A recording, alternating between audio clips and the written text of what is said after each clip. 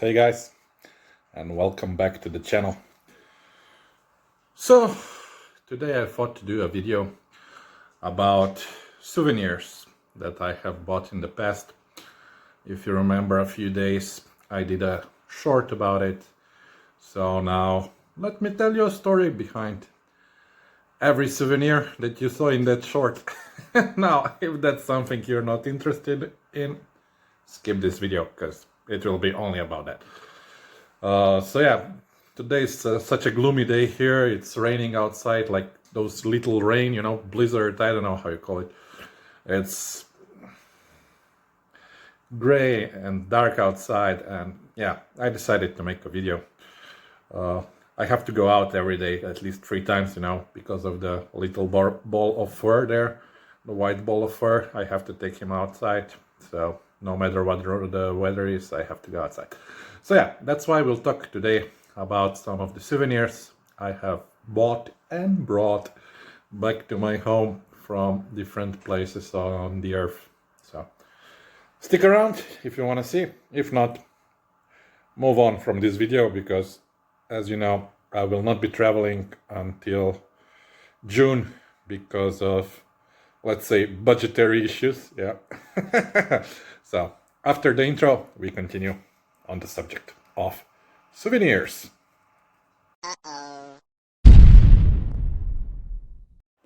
Big Joe! Cheap travels. Travel on a budget.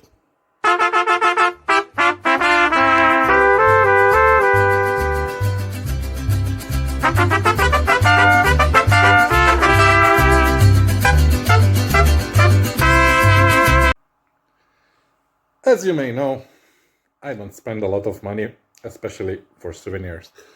So don't expect some beautiful shiny pieces, you know.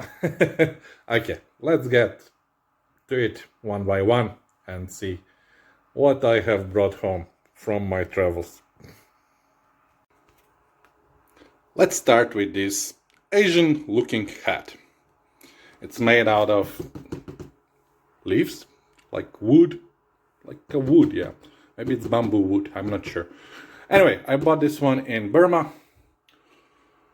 Whew, how much I paid for it? I think it was 500 Burmese money. The Union of Myanmar. But I don't remember how much that was in dollars or euros. But it was not more than $3 or €3 for this one. And I bought it like from some farmer next to the street. They were just selling them because everybody there in Kayak state, where I was working, well, they wore those to protect from the sun. And yeah, it was very difficult to bring it back, you know. I had to hold it in my hand all the trip back in the airplane, because if I put it in the luggage, it would surely break, you know. So as you can see, it's still useful. If I go plow my rice field, I will surely wear it. Then the next thing I have bought was in Kenya, near the town of Kisii, and also the county of Kisii. I went there for work as well. And yeah, I bought this. This is made out of stone. It's called soapstone. And there's one village there that do all these things from the stone, like the art. There are also figures here, like for the chess, you know. I don't know. They look like this. What's this? A pawn. No, this is a horse, I think, maybe. And no, it's a pawn. No, it's a horse. I don't know. You have to decide what each and every one of them is, you know. They're a little bit artistic, as I said, so yeah. So yeah, this chessboard was not so cheap. I think I paid about $10 for it there. Of course, if I bought it like in the souvenir market or something, it would be way more. So this was like from the factory, from the village that produces these souvenirs for the whole Kenya. So they had like warehouse prices, let's say, yeah. And in this village, I bought the same 3 rhinos here, made out of the soapstone. They're really heavy. Wow, really heavy, you know. Wow. Oh, you even this one, the small one, is heavy, and the green one, yeah, they're really heavy. So if you need something to push your papers down, you can use them, you know. Well, I call them dust gatherers, but okay, they were really very cheap, maybe $2 each. And yeah, since I was in that village, I had to buy something there, you know, because I usually don't buy souvenirs, but yeah, okay. Once in a while, why not? In that village, I also bought like these small ones made from stone, soapstone, like elephants, tigers, other stuff like that. And this was like, I don't know, 20 cents. And yeah, then we have here from Russia. This is from Yekaterinburg. This is the stone that they have there. That's, I don't know what's its name. It's like granite, green granite. And it's very like popular there, let's say. And this is like matryoshka there, you know. There's a doll inside the doll inside the doll, I think 8 pieces. And if I remember correctly, I bought this one in some small village, Suzdal, yeah, Suzdal it was called. And I paid 300 rubles at the time, which was about $8 for it, yeah. And then next to it we have this little gong thingy. Where do you think it's from? Whoops, it works. It fell down. Anyway. You see? You see? My God. Okay, anyway, I am so clumsy. I found the bell, so I put it back. And I found... my doggo. He wanted the stick. Here. He wanted to eat it. Anyway, yeah. No, I didn't get it in Asia. I actually bought this in London. It was on some sale. And I think I paid like £1 for it. Then, on my wall, just above the TV set, I have this clock, quartz, which has a world imprinted on it. And I bought it like in a shop like IKEA. I think it was 10 euros. But it's a nice decoration and it's useful, you know. Now, let's move on to my music section. So this, like small guitar, it's actually not a guitar. It's called quattro because it only has 4 strings. And it's a typical South American instrument, or maybe even Spanish, I don't know, from Middle Ages, that they brought there and play. And yeah, I thought I would learn it, but I never did until this day. So I bought this one in Venezuela, the Bolivarian Republic of Venezuela, if to be precise, to this their full name. And I bought it in the capital, the Caracas. And it cost me, when translated, about $8. And this baby was also very hard to bring home because I had to carry it in my hand for 1 month that I was there, and then on the plane back. And yeah, it took me a lot to get it home. But yeah, quattro. Wait, this vuvuzela. This is a quattro. Oh, the guitar. When I was little, I used to learn how to play the guitar, so that's the classical guitar. Now about 40 years old. Then we have this one. This one actually is from China. And this is also 4 strings. What you call ukulele. Ukulele. I don't know. Oh my God. This one came from China. Anyway, this one I bought in Hawaii. This one was $20 in one of those shops there in Honolulu. And I put it in the baggage. That was my first mistake. So look, it has broken here. So it's broken there because, and I kind of fixed it, you see, with tape. and some glue, so it kind of works. So yeah, that's that. Be careful when transporting things. But yeah, this one is in perfect condition, and I wanted to learn how to play it. But you know, the chords, the chords, they are different than in the guitar, so I would have to learn everything from the scratch. So guess what? Yeah, I did not. So it's still one of those things I still have to do. Yeah. And next instrument in my music section is like this piano accordion, which is Hochner, over 100 years old. But I guess some of these buttons for basses, they're stuck in, so it's not really playable. You would have to get it fixed. And we have another accordion, which is called Bayan, because I bought it in Russia. And at the time I paid 1,000 rubles for it, which was about 25 euros at that time. That was like 10 years ago or so. And I bought it from some guy in Nizhny Novgorod. Also, some button has to be fixed, so it's, let's say, half playable. So there it says kolos, or this is like, how do you call that in the field? Wheat grain. Yeah, that's kolos.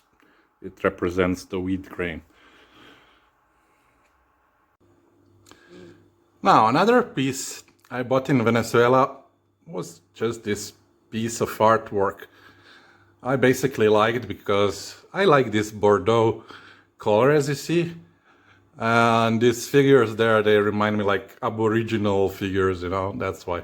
So it says Gali Pan on top. And I bought this one in Caracas on the hill where you take the cable cart up there. There are many these souvenir shops. And since I bought many souvenirs there because I have exchanged the money there on the black course. So the official, let's say, exchange rate was 1:1, and the black market exchange rate was 1:10. So that meant whatever the price there was in their money, I would get it 10 times cheaper. I also bought Mr. Castro there in Venezuela, although he already died by that time, and I think the other guy came, Maduro, yeah, was in power, but they still had Mr. Castro there. So I bought this clock watch in the center of Caracas. There's like one official souvenir shop there, and yeah, that's where I bought it. And it was cheap, I don't know, $3-4, which if you exchange by normal rate would be $30 to $40. Yeah, right. You know me. I find a way around. Then, when I was in Cuba, I bought 5 paintings, but I've given the other 2 to my friends. And it was a good deal, like 5 pictures, like for $5. So I bought them in the city of, not Cancun, what's the most famous touristic city there? I forgot, like 100 to 200 kilometers from Havana. Yeah, I forgot, sorry guys. Anyway, this is one picture. This is second picture. This is third picture, which represent like normal day Cuban life there. But it didn't look like this as it do now. You think, wait, you know, with art it can always be like abstract or something. You know, I also put this in my big luggage. And you know what else I put there in the big luggage? A bottle of rum. Yeah. And you guess what happened? Yeah, it was leaking. So they're rum consumed pictures, so they're a little smudgy like that. They were much more sharper when I bought them, but they're still usable. And art is art, you know, so I put them on the wall. Anyway, yeah, that's the story behind these pictures from Cuba. And this one, very Asian looking picture. I just bought the picture, not the frame. The frame I did in Slovenia, and it costed more than the picture itself. I think it was about $2 picture painting. I bought it in one of biggest Myanmar, Burma, Yangon, Rangoon markets. I kind of liked it.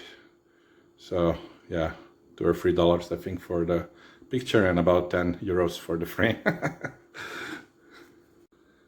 And when I was there in the Myanmar, the Union of Myanmar or Burma, I bought these two paintings, let's call them, from some Chinese shop there in the market as well. They're actually half painting, you know, like this, like it's like sand, and these are actual stones, so they make it with the stones. So that was interesting, you know, green one, which is kind of peaceful looking, and the red one, because, you know, I like the red color, and the ruby, it's not real rubies, you know. It's like fake stone, and that one also fake stone. So I got them cheap. I think I paid for both like 8 euros at the time. There were some kind of sale there. It's the seller just want to get rid of them, I think. And here in my kitchen we have an old Mayan calendar. If you can read it, congratulations. I have never learned how to read it, but it says like 25th June to 15th July. It's called Kayap, this one for example, and I don't know what that's supposed to mean, but it means something now. So in the middle we have the pyramid of Chichen Itza, which I visited. I never knew about that place until I watched, you know, that show Ancient Aliens, so that's why I decided to go to Chichen Itza when I was in Cancun. It's not that far away. So yeah, this one I bought in Valladolid, something like that. It's called the city next to this Chichen Itza, and it costed me about 300 Mexican pesos, which I now don't remember how much it is. Maybe like $8, something like that. But yeah, it was nice looking. I like this color. I don't know, brownish, yellowish color. I love it. That's why I bought it. And of course, it was very difficult to transport back to Europe. But it made it in one piece, as you can see. Then we have this painting.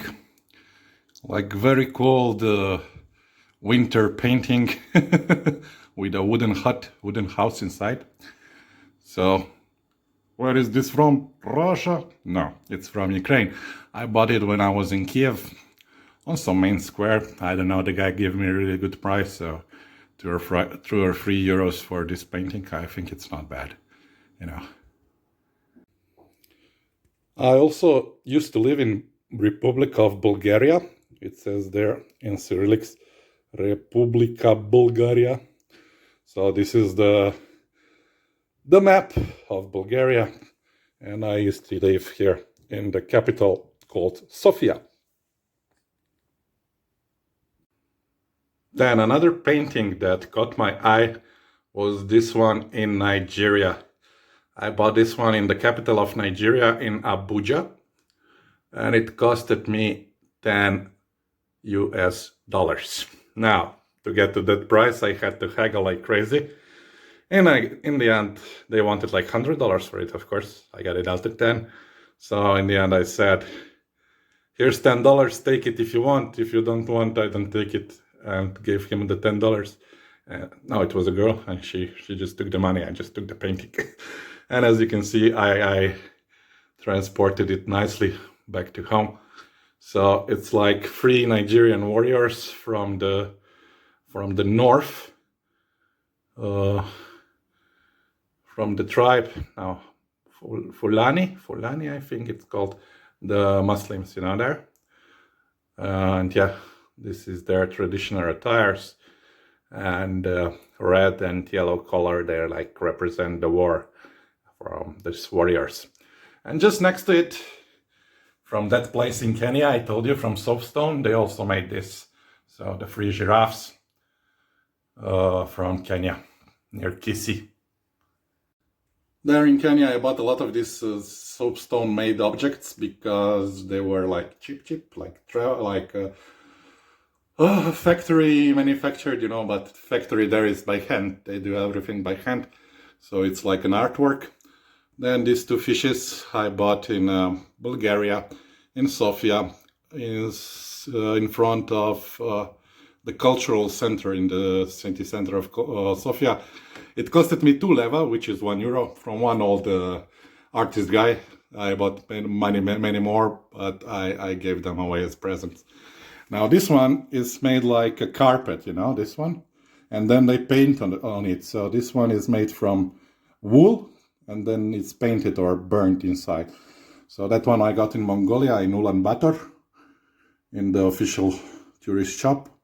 And I think it was not that cheap. I think it was about $10, something like that.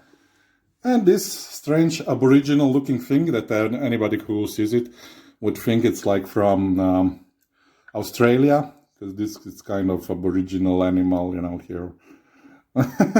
But no, this was bought in Venezuela, at that mountain where I bought the other souvenirs there as well from some artist. But I really like the pattern. I still use it as a key holder, when I come home. And then here we have, it's made from wood, from Nigeria, a representation of lion. And yeah, it was $1 or $2. I bought it as a gift, but didn't find a person to give it to, so I just hang it on my wall. Now, I guess all the things that I buy look like paintings, but yeah, this is a church in Piran town. If you don't know what that is, it's a small coastal town in Slovenia that has the looks like from Venice Republic. So yeah, this is Church of Saint George, Cerkev Svetega Jurija. So from 2001, from Piran town. I bought it there from some artist, like for €5, something like that. And yeah, it's nothing special, but kind of nice. Here on the top of my gas meter, you can see a small hat. And people really wear these small hats in Romania, in Europe, in the region of Maramuresh region. So there, I bought this hat, I don't know, less than €1. And this flag, well, it's not Bulgarian flag, although it looks similar. It's a flag from Hungary. And it's a funny story. They had a lot of these flags in this town. It was some kind of holiday. I was there with 2 Bulgarian friends, and guess what? One of them climbed this tall lamppost and took it down. And I took it as a souvenir home with me. So this one was for free. Then in Venezuela, I also bought this one, also keychain hanger, which I don't really use because the other one is much more practical, I think. So then we have another souvenir from Venezuela. This one was bought in the touristic town of Choroni. I love that town, not for the souvenirs, but for their chocolate liqueur. Wow, I got drunk every day from that liqueur there. I would buy 2 bottles, that'd be blissful. And then on the top we have the all-seeing eye. No, it's not from Egypt, it's not from any Arabic country. I actually bought this piece in Greece. I think it was the island of Rhodes Island. Yeah.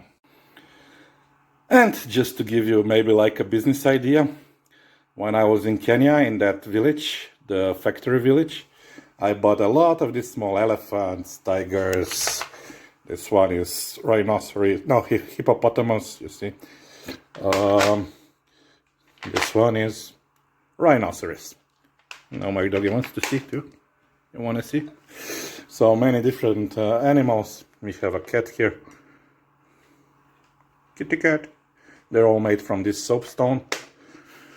And yeah, the point was I bought them there at a really cheap price. I don't know, 10 to 20 cents per piece. And then I wanted to resell them here in Slovenia for €1 to €2, I would make some money. But yeah, it didn't really stick here. I maybe sold like 5 for 5 euros. How strangely people sometimes want to pay more money than it's actually worth, you know. And I used to have like this ad for selling them for 1 euro. Then I just raised price per piece for 5 euros. And bam, I sold 5 of them. So that's one good business idea. If you travel to some country, you can buy some souvenirs there cheaply and then resell them back home at your own place. And with this, I conclude my souvenir tour of the souvenirs I have bought in my travels. If you liked it, press a like down there.